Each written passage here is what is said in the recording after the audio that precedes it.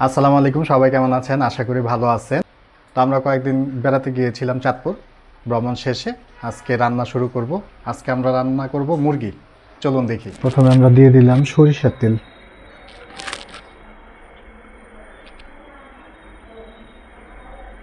এবার আমরা দিয়ে দিব 1.5 কাপ পেঁয়াজ কুচি।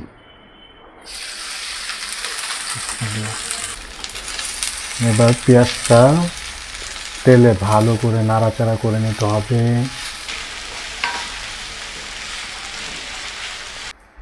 এবার আমরা পরিমাণ মতো দিয়ে দিব তেজপাতা, লং, এলাচি, দারচিনি।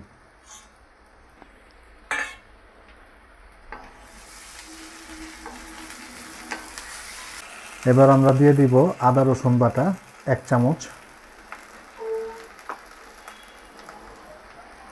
আর অর্ধেক।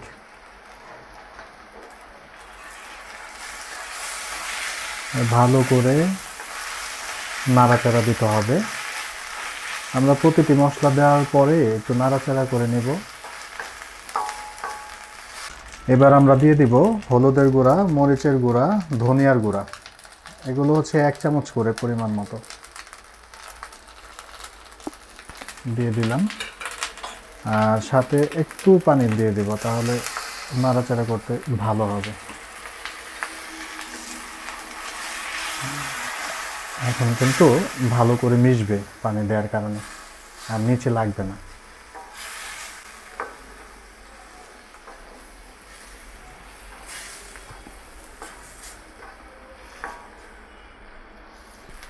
সাথে কিন্তু লবণ দিতে হবে। আমি 1 চামচ দিচ্ছি।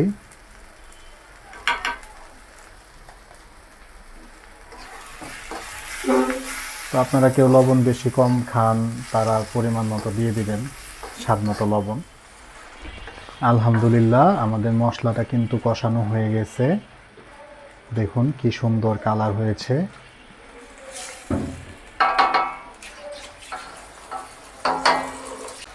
গোস্তগুলো আগেই ধুয়ে রেখেছিলাম, এখন আমরা গোস্তগুলো দিয়ে দিব।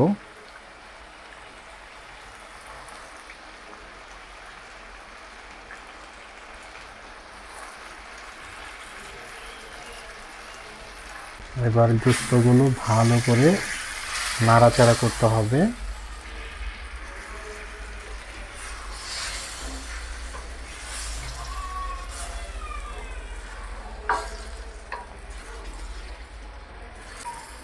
নাড়াচাড়া করে দিচ্ছি।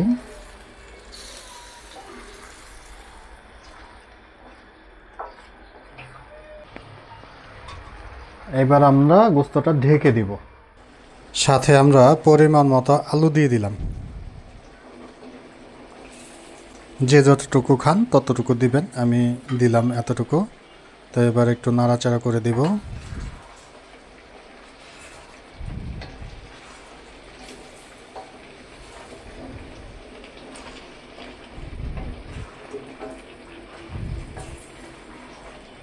ব্যাস হয়ে গেল।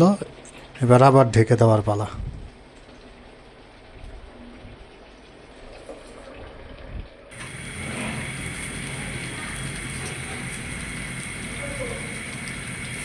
আলহামদুলিল্লাহ, আমাদের মুরগির গোস্তের তরকারিটা কেমন হচ্ছে সবাই জানাবেন। এখন আমরা ঝোল দিয়ে দিব। দিয়ে দিলাম পানি।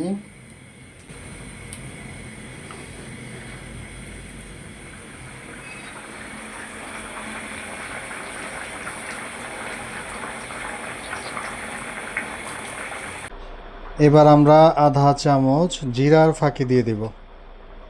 জিরার ফাঁকি দিলে গোস্তটা ঘ্রাণ হবে কিন্তু।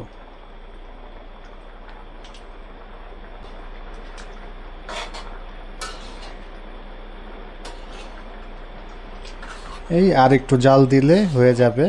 তারপর আমরা খাবার খেতে পারবো ইনশাল্লাহ। অনেক কষ্ট করে ভিডিও বানাই, দয়া করে আপনারা লাইক কমেন্ট করবেন, তাহলে আমরা ভিডিও বানাতে উৎসাহ পাবো। ভালোবাসা দিলে ভালোবাসা অবশ্যই মিলে। সবাই ভালো থাকবেন। আল্লাহ হাফেজ।